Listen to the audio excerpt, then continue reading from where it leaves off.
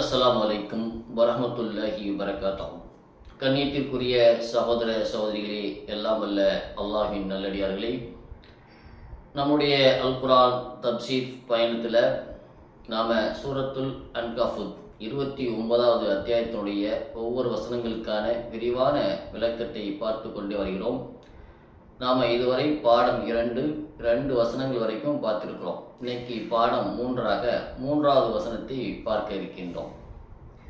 3வது வசனம், வலகத் ஃபதன்னல்லதீன மின் கஃப்லிகும் ஃபலயஹ்லமன்னல்லாஹுல்லதீன ஷரகு வலயஹ்லமன்னல் காதிஃபீன். நிச்சயமாக அவர்களுக்கு முன் இருந்தவர்களையும் நாம் சோதித்தோம், ஆகவே உண்மையாளர்களை அல்லாஹ் வெளிப்படுத்துவான், பொய்யர்களையும் வெளிப்படுத்துவான் என்று இந்த வசனத்தில் அல்லாஹ் சொல்கிறான்.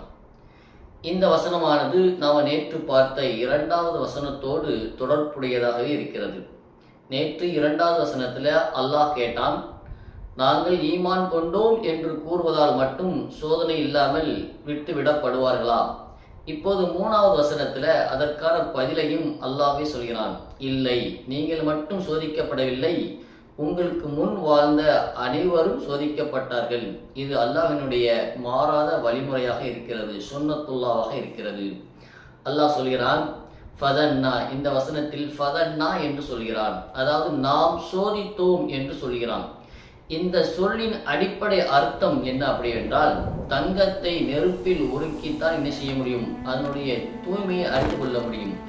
அதுபோலதான் மனிதனுடைய உள்ளத்தில் இருக்கக்கூடிய ஈமானை அறிந்து கொள்ள வேண்டும் என்றால் அவனை சோதனைக்கு உட்படுத்த வேண்டும். சோதனையின் மூலமாகத்தான் அவனுடைய ஈமான் வெளிப்படுகிறது.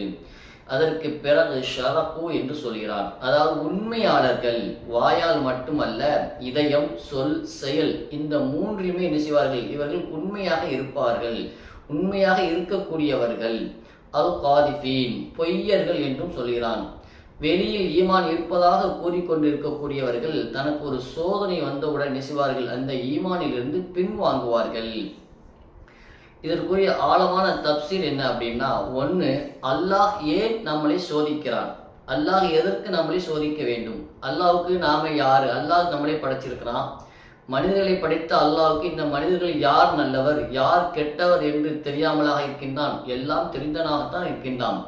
அல்லாஹ் யார் நல்லவர் யார் கெட்டவர் என்று தெரியாமல் நம்மளை சோதிக்கவில்லை, அவன் அனைத்தையும் அறிந்தவனாக இருக்கின்றான். அப்படி இருக்க ஏன் சோதிக்கிறான்?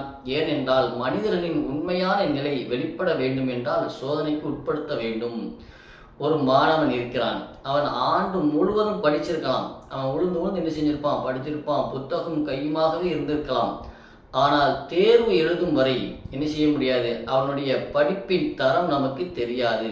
அவன் படித்திருக்கிறானா, படித்தது போல் நடித்திருக்கிறானா என்பது அவன் தேர்வு எழுதி அந்த தேர்வின் மூலமாக அவனுக்கு கிடைக்கக்கூடிய ரிசல்ட்டை வைத்து தான் என்ன செய்ய முடியும், அவனுடைய படிப்பின் தரத்தை நாம் தெரிந்து கொள்ள முடியும். அதுவரை யாருக்கும் தெரியாது.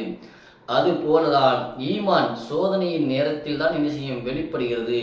சந்தோஷமான வாழ்க்கை வாழக்கூடிய நேரத்தில் அவன் நல்ல இபாபத்தாலியாகத்தான் இருக்கும், 5 நேரம் தொழக்கூடியவனாகத்தான் இருக்கும். ஏனென்றால் அவனுக்கு தொழுவதில் எந்த சிரமங்களோ எந்த தடைகளோ எந்த சோதனைகளோ அவனுக்கு இல்லை. ஆனால் ஒரு சோதனை வரும்பொழுது, ஒரு நோய் வரும்பொழுது, ஒரு கஷ்டம் வரும்பொழுது, அந்த நேரத்திலும் அவன் ஈமானில் உறுதியாக இருந்து அந்த தொழுகையை சரியாக நிறைவேற்றுகிறானா என்கின்ற நேரம் அந்த சோதனையின் மூலமாகத்தான் என்ன செய்யும் வரும். சில பேர் தொழுது கொண்டே இருப்பார்கள், ஏதாவது ஒரு காய்ச்சல், தலைவலி, மண்டலி வந்துச்சுன்னா என்ன செய்வாங்க அப்படின்னா அந்த தொழுகையை விடக்கூடியவர்களாக இருப்பார்கள். அதை நாம் அன்றாட நம்முடைய வாழ்க்கையில் பார்த்து கொண்டுதான் இருக்கின்றோம். அதை மாறித்தான் சோதனையின் நேரத்தில் தான் என்ன செய்யும், ஈமான் வெளிப்படுகிறது. சோதனை மனிதனை உருவாக்குகிறது. 2வதாக சோதனை மனிதனை உருவாக்குகிறது. ஒரு விதை இந்த மண்ணுக்குள் புதைக்கப்படாமல் என்ன செய்யாது, மரமாக மாறாது. மண்ணுக்குள் புதைக்கப்படக்கூடிய விதை தான் நாளை மரமாகும். அதே மாதிரி இரும்ப நெருப்புல சூடாக்காமல் என்ன செய்ய முடியாது, அதை ஒரு வாளாகவோ கத்தியாகவோ ஏதாவது ஒரு பொருளாகவோ என்ன செய்ய முடியாது, நம்மளால் உருவாக்க முடியாது. அதே மாதிரி வைரத்தை அழுத்தம் கொடுத்து தேய்க்காமல் அதனுடைய தரம் என்ன செய்யாது, உருவாகாது, அதனுடைய பளபளப்பு கிடைக்காது. அதே மாதிரி தான் ஒரு முகமின் சோதனையின் மூலமாகத்தான் முதிர்ச்சி அடைகிறான், சோதனையின் மூலமாகத்தான் அவன் வளர்ச்சி அடைகிறான். ஒரு சோதனை வரும்பொழுதுதான் அவனுடைய தரம் உயர்த்தப்படுகிறது. இதற்கு வரலாறுகளே சாட்சியாக இருக்கிறது. அல்லாஹ் இந்த சூறாவிலேயே பின்னாடி குறிப்பிடும் பொழுது என்ன சொல்கிறான், நபிமார்களுடைய வாழ்க்கையை நினைவில் கொள்ளுங்கள் என்று சொல்கிறான். நூஹ் அலைஹிஸ்ஸலாம் அவங்க 950 ஆண்டுகள் மக்களை ஏகத்துவத்தின் பக்கம் அழைத்தார்கள். ஆனால் சில அற்ப மக்களை செய்தார்கள், ஒரு மிக சிலரே தான் அந்த ஈமானை ஏற்றுக்கொண்டார்கள், ஏகத்துவத்தை ஏற்றுக்கொண்டார்கள். ஆனால் அவர்கள் 950 ஆண்டுகள் இந்த மக்களை அழைத்தும் சொற்பமான மக்களை அந்த ஈமானை ஏற்றுக்கொண்டவர்களாக இருந்தார்கள். அதே மாதிரி இப்ராஹிம் அலைஹிஸ்ஸலாம் அவங்கள நெருப்புல தூக்கி வீசப்பட்டார்கள். லூத்து அலைஹிஸ்ஸலாம் அவங்க தனது சமுதாயத்தினுடைய மக்களை, தமது சமூகத்தினுடைய எதிர்ப்பையை செய்தார்கள், அவர்கள் சந்தித்தார்கள். அதே மாதிரி சுவைப் அலைஹிஸ்ஸலாம் அவங்க தனது மக்களால் நிராகரிக்கப்பட்டார்கள். மூசா அலைஹிஸ்ஸலாம் அவங்க பிரவுனுடைய அநீதியை எதிர்கொண்டார்கள். இப்படி எல்லா நபிமார்களுமே என்ன செய்தார்கள், சோதிக்கப்பட்டார்கள், கஷ்டப்பட்டார்கள், சோதனைக்குள்ளாக்கப்பட்டார்கள். இவர்களின் வாழ்க்கை அனைத்துமே இந்த வசனத்தினுடைய நடைமுறையாகவே இருக்கிறது. நாம் உங்களை மட்டும் சோதிக்கவில்லை, உங்களுக்கு முன்னோர்களையும் சோதித்தோம் என்று சொல்லக்கூடிய கருத்தை இந்த நபிமாரின் மூலமாக அவர்களுடைய வரலாற்று சம்பவம் நமக்கு என்ன செய்கிறது, விளக்குகிறது, ஒரு பாடமாக்குகிறது. அதே மாதிரி இந்த வசனத்தை குறித்து வரக்கூடிய அடுத்தடுத்த தொடர்புடைய வசனங்களையும் அல்லாஹ் இந்த குர்ஆனில் சொல்லி காட்டுகிறான். அல்லாஹ் கூறுகிறான், அல்லாஹ் நல்லவர்களை கெட்டவர்களிலிருந்து பிரித்தறியும் வரை என்ன செய்ய மாட்டான், நீங்கள் இருக்கும் நிலையிலேயே உங்களை விட்டுவிட மாட்டான். அல்லாஹ் நல்லவர்களை கெட்டவர்களிலிருந்து பிரித்தறியும் வரை நீங்கள் இருக்கக்கூடிய நிலையிலேயே உங்களை விட்டுவிட மாட்டான் என்று 3வது அத்தியாயத்தில் 179வது வசனத்தில் சொல்றான். மேலும் சொல்கிறார், பொறுமையாளர்களை நாம் நிச்சயமாக சோதிப்போம், உங்கள் செயல்களை வெளிப்படுத்துவோம் என்று 47வது அத்தியாயத்திலையும் 31வது வசனத்தில் அல்லாஹ் சொல்லி காட்டினான். மேலும் நபிகள் நாயகம் ஸல்லல்லாஹு அலைஹி வஸல்லம் சொல்கிறார்கள், அல்லாஹ் ஒருவருக்கு நன்மையை நாடினால் அவரை என்ன செய்வான், சோதனைகளுக்கு உட்படுத்துகிறான். அல்லாஹ் ஒருவருக்கு நன்மையை நாடினால் அவரை சோதனைகளுக்கு உட்படுத்துகிறான் என்று நபி ஸல்லல்லாஹு அலைஹி வஸல்லம் சொல்கிறார்கள். இந்த ஹதீஸ் ஒவ்வொரு சோதனையுமே மனிதருக்கு கிடைக்கக்கூடிய தண்டனை அல்ல, அது அல்லாஹ்வுடைய அருளாகவும் இருக்கலாம் என்பதை நமக்கு என்ன செய்கிறது, உணர்த்துகிறது. இந்த வசனத்திலிருந்து நமக்கு இன்றைய வாழ்க்கைக்கான பாடங்கள் என்ன அப்படின்னா, ஒன்று, சோதனை வந்தால் என்ன செய்யக்கூடாது, பதற்றப்பட வேண்டாம். ஏன் எனக்கு மட்டும் சோதனை வருகிறது என்பதற்கு பதிலாக இந்த சோதனையின் மூலமாக அல்லாஹ் என்னை கற்பிக்க விரும்புவது என்ன, எனக்கு எதை கற்பிக்க விரும்புகிறான் என்று என்ன செய்ய வேண்டும், நாம் சிந்திக்க வேண்டும். அதே மாதிரி ஈமான் என்பது நாம் சுகமாக வாழக்கூடிய நேரத்தில் இருப்பது அல்ல, சிரமத்தில் தான் தெரியும். நம்ம கஷ்டம் வரும்பொழுது தான் நாம் நம்முடைய ஈமானில் உறுதியாக இருக்கிறோமா என்பது தெரியும். தொழுகை எளிதாக இருக்கக்கூடிய நாட்களில் தொழுவது ஒரு விஷயம், களைப்பாக இருந்தாலும் துயரத்தில் இருந்தாலும் தொழுகையை விடாமல் இருப்பதுதான் உறுதியான ஈமானுடைய அடையாளம். மூன்றாவதாக, பிறரை பார்த்து என்ன செய்யக்கூடாது, நாம் எந்த காலத்திலும் தீர்ப்பு வழங்கவே கூடாது. ஒருவர் இன்னைக்கு பலவீனமாக இருக்கலாம், நாளை அவர் அல்லாஹ்விடத்தில் மிக உயர்ந்தவராக இருக்கலாம். நம்ம என்ன செய்ய, ஆளை பார்த்து எப்பவுமே இடப்படக்கூடாது. அதே மாதிரி இன்னைக்கு ஒரு மனிதர் வலிமையானவராக நமக்கு தோன்றலாம், ஆனால் நாளைக்கு சோதனை வரும்பொழுது என்ன செய்வார் அப்படின்னா, அவர் துவண்டு விடுவார், தடுமாறக்கூடியவராக மாறிவிடுவார், வலிமையாக தெரிவார். நான் தனக்கு ஒரு கஷ்டம் வரும்போது, சோதனை வரும்போது என்ன செய்வார் அப்படின்னா, அந்த சோதனையில் அவர் தடமாற்றம் அடைந்து விடுவார்.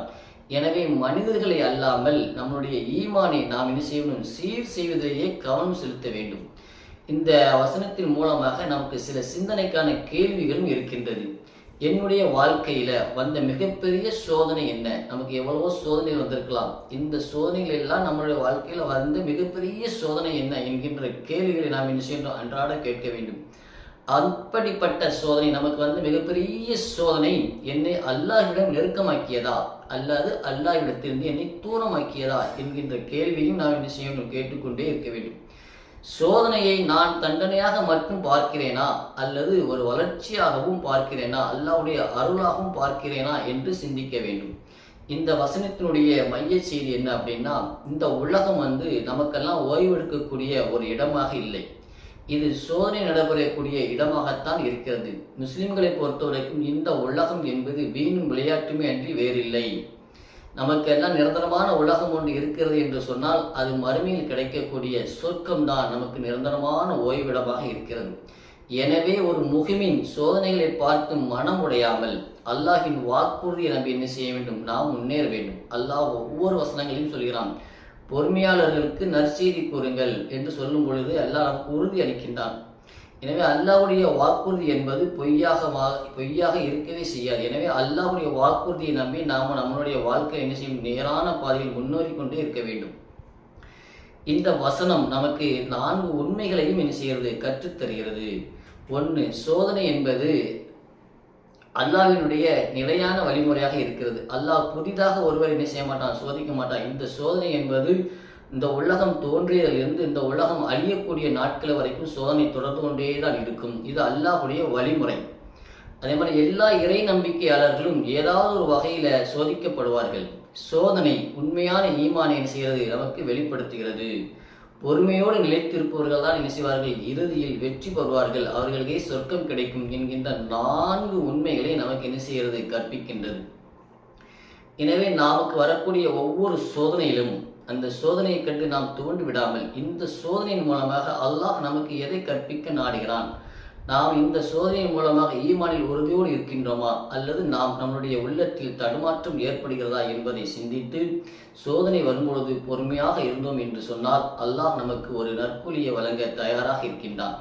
யா அல்லாஹ், சோதனைகளின் நேரத்தில் எங்கள் இதயங்களை உறுதிப்படுத்துவாயாக, உண்மையாளர்களின் வரிசையில் எங்களை சேர்த்து அருள்வாயாக, எங்கள் ஈமானை வார்த்தைகளால் மட்டுமில்லாமல் செயலாலும் நிரூபிக்கக்கூடிய அருளை எங்களுக்கு வழங்குவாயாக. ஆமீன்.